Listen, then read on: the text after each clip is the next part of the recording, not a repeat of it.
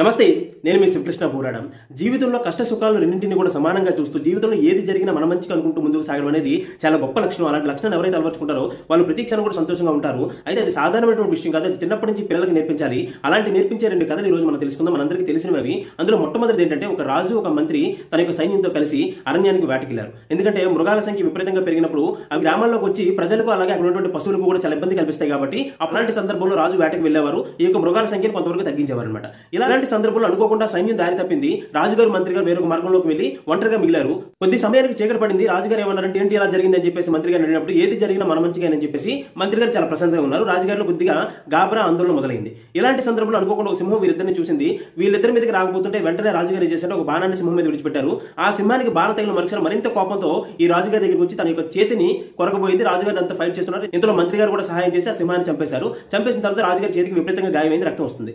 రక్తం వస్తుంటే రాజుగారు చాలా బాధలో ఉన్నారు. ఏంటిది ఇదంతా అని చెప్పేసి ఆయన ఆందోళన చెందుతూ ఉన్నారు. ఇలాంటి సందర్భంలో మంత్రి గారు ఏమన్నారంటే, ఏది జరిగినా మన మంచిగానండి, ఏమి గాబరపడద్దు, మనకి ప్రాణానికి ప్రమాదం జరగలేదు అని చెప్పేసి ఆయన శాంతంగా మాట్లాడారు. ఇప్పుడు రాజుగారికి కోపం వచ్చింది. నాకు రక్తం కారుతుంటే, నాకు బాధ అనిపిస్తుంటే నీకు మంచిగా అనిసి అంటావని చెప్పేసి వెంటనే రాజుగారు ఏంటంటే కోపంతో మంత్రి పక్కన ఉన్నటువంటి ఒక నూతులకు తోసేశారు. తోసేసిన మరుక్షణం ఇప్పుడు చెప్పారనమాట, ఇప్పుడు అను ఏది జరిగినా మన మంచిగా అని చెప్పేసి అంటే మంత్రి గారు మళ్ళీ వెంటనే మాట అన్నారు, రాజా మీరు ఏం బాధపడదు, ఏది జరిగినా మన మంచిగా, ప్రతిదీ కూడా ఆల్ ఈజ్ వెల్ అని చెప్తూ చాలా ప్రశాంతంగా నవ్వుతూ నూతులకు ఒక రాయిని పట్టుకుని ఆయన అలా ఉన్నారనమాట. ఉంటే కొద్ది సమయం పోయిన తర్వాత అక్కడ కొంతమంది ఎవరైతే అరణ్యాల్లో నివసిస్తుంటారో వాళ్ళు వచ్చి ఈ వ్యక్తిని చూసారు. ఈ రాజుగారిని తీసుకుని వెళ్ళిపోయి తనపటి కాలంలో అజ్ఞానంతో ఉండే కొంతమంది ఏంటంటే బలులు అని చెప్పేసి తమ ఆరాధించినటువంటి దేవతకి ఎవరైనా సరే కొత్త వ్యక్తులు కనిపిస్తే వారిని బలి చేసేవారు. తీసుకుని వెళ్ళిపోయి రాజుగారిని తీసుకుని వెళ్ళి కట్టేశారు. కట్టేస్తే తీరా చూస్తే ఏంటంటే రక్తం చుక్కలు పడుతున్నాయి. ఏంటని చెప్పి చేయించి చూసేసరికి ఆ చేతిని ఏదో కొరికిందని చెప్పేసి, ఈయన యొక్క శరీరం ఎంగిలి కాబడింది కాబట్టి ఇది దేవతకు బలివ్వడం మంచిది కాదని చెప్పేసి మళ్ళీ ఆయన విడిపించేశారు. విడిపించేసిన తర్వాత రాజుగారు మళ్ళీ వెనక్కి వచ్చారు. వెనక్కి వచ్చిన తర్వాత ఈ యొక్క మంత్రి గారి దగ్గరికి వచ్చారు. మంత్రి గారి దగ్గరికి వచ్చిన తర్వాత ఇందులో సైన్యం కూడా వెతుకుంటూ వెనక్కి వచ్చింది.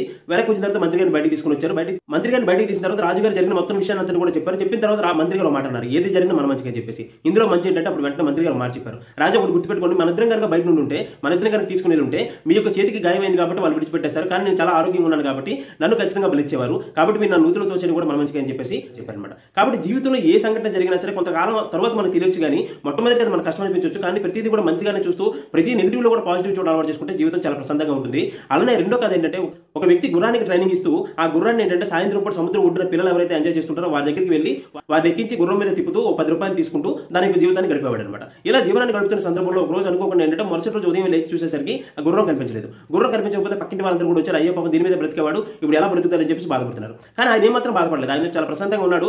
ఇంకో పని ఏదైనా చూసుకుందాం అనుకున్నాడు, చాలా ప్రశాంతంగా ఉన్నాడు. ఏది జరిగినా మన మంచిగా అని చెప్పేసి ఆయన కూర్చుని ఉన్నాడు అనమాట. 3 రోజులు పోయిన తర్వాత ఆ గుర్రం మరొక ఆడగుర్రాన్ని తీసుకుని వచ్చి తన ఇంటి ముందు నిలబడింది. వెంటనే మిగతా వాళ్ళందరూ వచ్చారు, అబ్బాయి ఎంత అదృష్టవంతులో, ఇంకో గుర్రాన్ని తీసుకుని వచ్చింది అని చెప్పేసి చాలా ఆనందపడ్డారు. ఇప్పుడు కూడా ఆయన చాలా మౌనంగానే ఉన్నాడు, చాలా ప్రశాంతంగా ఉన్నాడు. ఏది జరిగినా మన మంచిగా అనుకున్నాడు, ఊరుకున్నాడు. అయితే కొద్ది రోజులు పోయిన తర్వాత తన పిల్లవాడు ఎవరైతే ఉంటారో ఆ పిల్లవాడి కొత్తగా వచ్చినటువంటి ఆడగుర్రానికి ట్రైనింగ్ ఇద్దామని చెప్పేసి తీసుకుని వెళ్ళాడు. తీరా చూస్తే కొత్త గుర్రం కావడం చేత ఆ పరిగెడుతున్న సందర్భంలో పిల్లవాడి కింద పడేసింది. పిల్లవాడికి పూర్తిగా కాలు విరిగిపోయింది. కాలు విరిగిపోతే అందరూ వచ్చారు, అయ్యో కొత్త గుర్రం వచ్చిందని చెప్పి ఆనందపడుతున్న సందర్భంలో పాపం పిల్లవాడి కాలు విరిగిపోయింది. ఇప్పుడు ఈ జీవితం ఏమవుతుందని చెప్పేసి అందరూ బాధపడుతున్నారు. బాధపడుతుంటే కష్టంలో కూడా చాలా దృఢంగా ఉన్నాడు, చిన్నప్పటి నుంచి అలవాటు కాబట్టి ఈయన ఏమన్నాడంటే, ఏది జరిగినా మన మంచిగా అని చెప్పేసి చాలా మౌనంగా కూర్చున్నాడు. మిగిలిన వాళ్ళందరూ ఈయన పరిస్థితిని చూసి ఈయన ఇలానే మాట్లాడతారని చెప్పేసి జాలి చూపించేసి వెళ్ళిపోయారు. వెళ్ళిపోయిన తర్వాత ఈయన పిల్లవాడు ఎవరైతే ఉన్నారో ఆయన అప్పటికే చదువుతూ ఉన్నాడు. చదివితే గవర్నమెంట్ జాబ్స్ కోసం అప్లై చేస్తున్నాడు. అయితే ఎంతవరకు కూడా ఎన్నో ఎగ్జామ్స్ రాశారు, ఎప్పటికీ కూడా క్వాలిఫై అవ్వలేదు. కానీ ఆ రోజు ఏంటంటే అదృష్టవశాత్తు ఆ తర్వాత కొంతకాలానికి క్యూర్ అయిన తర్వాత ఎగ్జామ్ రాశారు. ఆ ఎగ్జామ్ లో ఏంటంటే ఆ పిల్లవాడికి వికలాంగుల కోటాలో ఉద్యోగం వచ్చింది. ఇప్పుడు పక్కింటి వాళ్ళందరూ వచ్చారు, అబ్బాయి ఎంత అదృష్టవంతులు, మొదటి వరకు కాలు విరిగిపోయిందని బాధపడి ఈ రోజు గవర్నమెంట్ జాబ్ సంపాదించారని చెప్పేసి చాలా ఆనందపడ్డారు. ఈ తండ్రి ఏంటంటే చాలా ప్రశాంతంగా ఉన్నాడు, ఏది జరిగినా మన మంచిగా అని చెప్పేసి చాలా మౌనంగా ఉన్నాడు. ఒకటి గుర్తుపెట్టుకోండి, జీవితంలో మనకి కొన్ని సందర్భాలు ఏది మంచి ఏది చెడు తెలియకపోవచ్చు. ఒక సినిమాలు అంటాడు కదా, ఈ రోజు మంచి అనుకుంటే రేపు చెడు కావచ్చు, ఈ రోజు చెడు అనుకుంటే రేపు మంచి కావచ్చు అని చెప్పేసి. కాబట్టి మన జీవితంలో ప్రతి దానికి కూడా మంచికి చెడుకి రెండింటికి కూడా సమానంగా స్పందిస్తూ అతిగా ఆనందపడడం కానీ అతిగా బాధపడడం కానీ ఇవేవీ లేకుండా సమస్థితిలో మనం ఉండడం కనుక చిన్నప్పటి నుంచి మనం అలవాటు చేసుకుంటే చాలా ఉన్నతమైనటువంటి ప్రశాంతమైనటువంటి జీవితాన్ని గడుపుతాం. ధన్యవాదాలు. జై హింద్.